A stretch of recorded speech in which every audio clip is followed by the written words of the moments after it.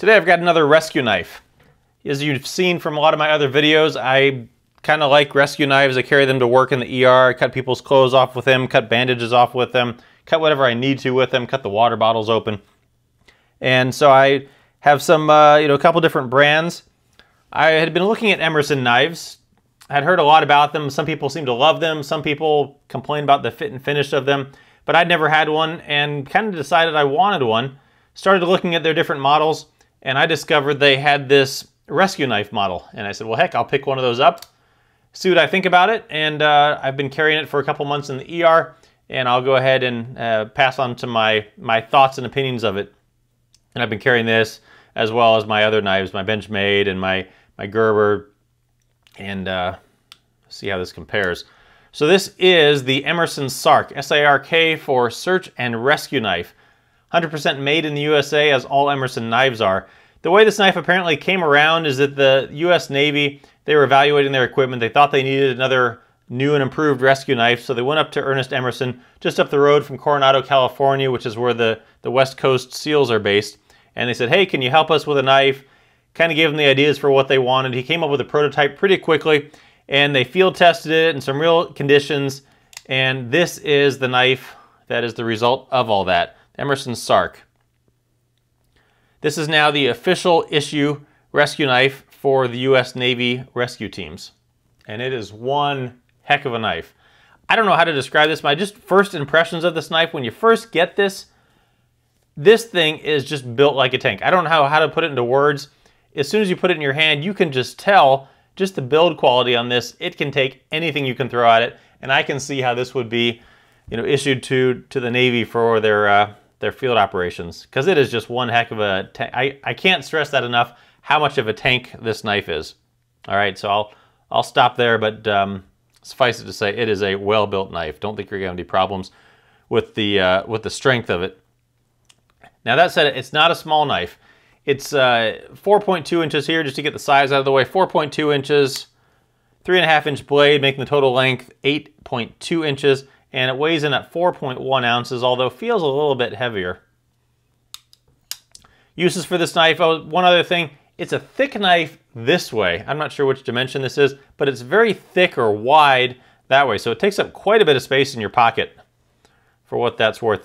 Some of the pants, like those TrueSpec 24/7s that have that knife pocket, this will not fit into because it's just simply too wide. So just something else to note there.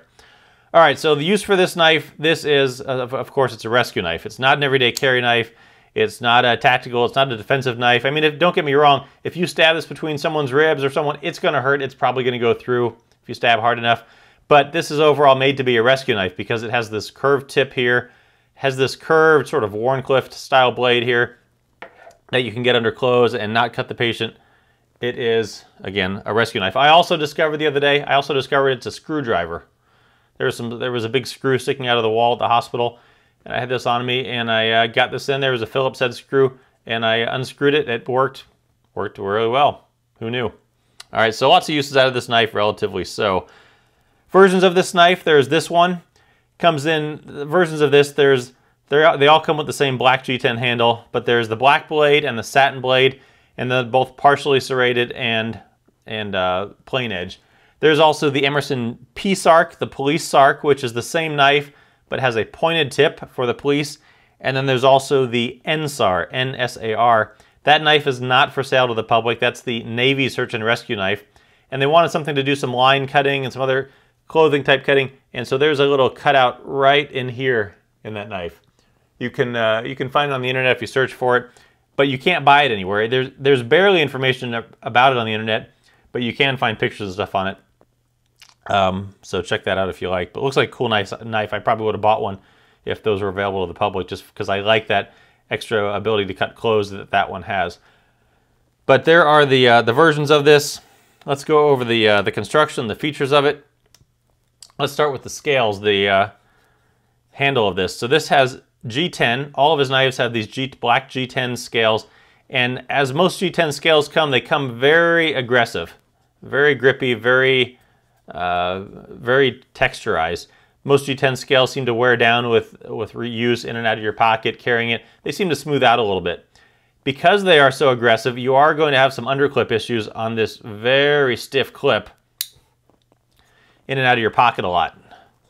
That will also eventually wear down with time, but just take note of that. I can see though that if you're carrying this in your gear and you're jumping out of helicopters and into all sorts of stuff, you want a knife that's going to be clipped on very well. And I guess as long as we're on it, we'll talk about the pocket clip. Pocket clip there, it is only tip up, only right-handed carry. So it only can go there, not reversible in any way. Tip up right-handed carry. Not too deep carry of a pocket clip. That's about how much is going to be sticking out of your pocket, which is fine. This is, not an everyday concealable kind of knife. And it is a pretty firm pocket clip. So once it's in your pocket, it's not going anywhere. And it's even a little firm to get in there. Maybe this could be up just a little bit more to get under that fabric. Overall, I don't have a lot of problems with it. It's just a stiff pocket clip. Otherwise, that's about it for that. On the back here, there is a lanyard hole. The screws on this, here is a nice feature. I don't know why other knife makers don't do this. So you see the screws on this? Regular screws, regular screw, Phillips screw. You don't need none of those stinking torque bits to fix this. You want to change this? What can you do? Look here, a pair of nail clippers. Take this, change that screw. Screwdriver, nail clippers, other knife, whatever. Thank you for that nice logical approach. Not everyone has Torx bits. Well, probably most people that have knives had to go out and buy Torx bits if you wanted to adjust them. And most knives people have to adjust because they usually seem to come a little bit stiff out of the factory, and this one was no exception to that. So I adjusted it with my nail clippers, and it's fine. So thank you, Emerson, for a nice, simple design with those screws. The liner here, or the back, there's about half separator here. Rest of it's flow through. Spacer, that's the word I'm trying to come up with that I can't come up with. But there's the spacer. Opening mechanism. I'll get to the open mechanism in a bit. Let's talk about the blade and the liner. So the liner here, it's a liner lock. Now this liner has two different types. There's the titanium liner, which is on this side, and on the other side, it's a 300 steel liner to add some stiffness to the frame. Neither of them are cut out. I mean, you can't cut out the liner lock side, but the other side is not cut out, so that just lends to the beefiness of this knife. The lockup on this, you can see there, pretty much right about 100% lockup.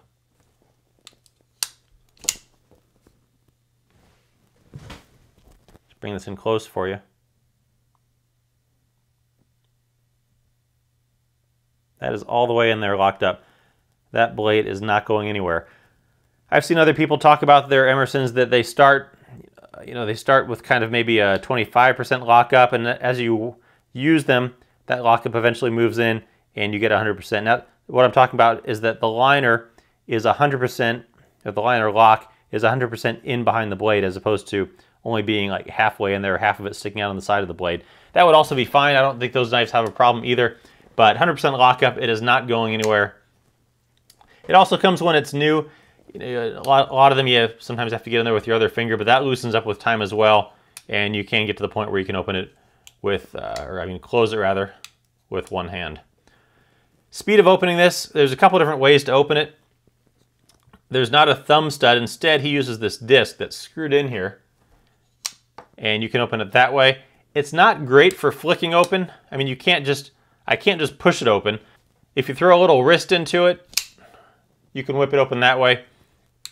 But I'm not to the point where I can just push it open because it is fairly stiff. And even if you loosen it up, the blade comes pretty centered, but as I loosen it up to the point where it got comfortable, the blade has moved over and now is almost nearly resting on this side. But if you tighten it to where the blade is centered, it's hard to get open. But a little wrist flick, and it will open right up. A little awkward doing it sitting here at the desk. So there you go. Now the other way to use this is the Emerson patented wave feature, and that is this right here. This was apparently actually came as an accident by Emerson when he put this in as kind of part of a thumb ramp, and had this little thing here, was trying to pull the knife out of his pocket, and he realized that this was getting caught on his pants and it was pulling it open. Here it is, you can see in the pocket. It's not a very deep carry knife, but again, this is not an everyday concealed carry kind of knife. When you pull the knife out, you want to have the knife in the back, as far back in your pocket as you can. And then you want to be careful not to grip the back of the knife with your middle finger, because that's going to prevent the blade from opening. When you pull it out, you want to pull it out and back that way and do it rather aggressively. And then once you get the knife out, you're going to have to re-grip it down to a normal grip. This little hook here is what's grabbing the knife. Just do it kind of slowly. Once you get the knife out to about here, that little hook is what's going to open the knife. This knife is pretty aggressive with the G10 handles and this pocket clip. So a lot of in and outs of your pocket will tear up your pocket. Now, speaking of the knife when it's open, there is some jimping. I forgot to mention this, some jimping on the back of the handle here, and that continues up onto the thumb ramp. The jimping does match up with the jimping on the blade. It's kind of medium aggressive jimping, but it's very comfortable in your hand. There's also jimping on the liner lock and then also on the back. Nice deep finger choil here, kind of this wavy design back through here, and your hand just fits right into that. I have medium-sized hands, and your thumb very naturally rests up on that top of there, up onto that wave feature. So super comfortable to hold. Now let's talk about the usefulness of this blade in a rescue type situation. So it has a curved tip here because the idea is that when you're cutting things off people, you don't want to put more holes in them than they started with. They appreciate that, and we at the hospital appreciate that. So you can sort of, I'll say, stab at people with that, and you're not going to cut them with it. The other side of this, because this is so curved, deep and curved, the idea is that you can run this underneath clothes and cut things, and you're not going to cut the patient. I had a guy with his leg was all wrapped up the other day. I got this knife out. Usually getting big knives out scares people, and I think he was initially kind of scared when I got this out. But then I showed it to him. I said, look, the back of this it's nice and round. I was touching it to his leg. I was getting under this bandage that he had, and I was cutting it off, and he was perfectly fine with it. I mean, it's a nice, big, beefy, I think 0.125 inches on the back of the blade here. And so it's very comfortable on your skin or whatever you're doing, and you're able to really get under there and cut the stuff out, whatever you need to cut, the clothes. The only thing I would like to see on this knife, which has kind of been built into the one that we can't get, is something to cut clothes off a little bit easier, because getting under clothes in this type of mechanism is harder, especially you're pointing this at the patient. You know, maybe you're going up their leg with this, and they don't really like that. So the feature that the NSAR has, where you can stick it in here and pull back, almost like a rescue hook, I wish the public had access to that. I'm not sure why we don't have access to that, but I would probably buy one of those in a second, because that feature would be much more useful with the blade. Blade steel is 154 cm. Now that is a steel that it's not a super high-end steel. It's not going to hold its edge quite as well as some of the harder steels, but the upside of that is that it also sharpens fairly easily. You don't need to grind on it for hours to get that edge back. A little bit softer, but easy to sharpen. So nice kind of middle-of-the-road steel for that purpose. Also on the blade, let's look at the grind. So this is a chisel grind blade. And what that means is that on one side, it's completely flat. Let me bring this in and show you a little closer. On this side, the blade is completely flat. And then on this side, there is that beveled edge. So if you look at it from here, you can kind of see flat edge there and beveled edge over on this side. A couple points for that, a couple reasons that he did that. It adds strength to the blade because of the bigger cross section. It creates less drag when you're cutting through things because it doesn't have to ride up this bevel. It makes it easier to sharpen. If you're out sort of in the wild and you need to sharpen this on a rock, you know, you can just kind of scrape this along the rock. You don't have to worry about getting both sides of it. And if you're at home sharpening it, you only have to sharpen one side of it, other than maybe to get the burrs off the other side. Just bring in a close-up for you of the knife. Here you can see the G10 scales. Pretty grippy. Inside, here is the blade. There's that wave feature with that thumb disc on top. Price on this, it is not a cheap knife. Emerson does not make cheap knives. Street price on this is in the $180 to $190 range. Yeah. Not a cheap knife. It would be nice if it was 150, but you know, it is a tank of a knife, and I think this is going to take anything you can throw at. I could not see having a problem with this knife, just as tough as it's built. I'm not going to push this knife to its limits. I'm certainly going to come nowhere near that in my line of work, but it is nice to have you know, if you're going to pay that much for a knife, it's nice to have a knife that you think kind of gets your money's worth as far as the build quality of it. So there you have it, the Emerson SARK, made in the USA by Ernest Emerson out in California. Super comfortable tank of a knife. I'm not going to push this knife to its limits, but you may. If you are in need of another rescue knife, check this one out.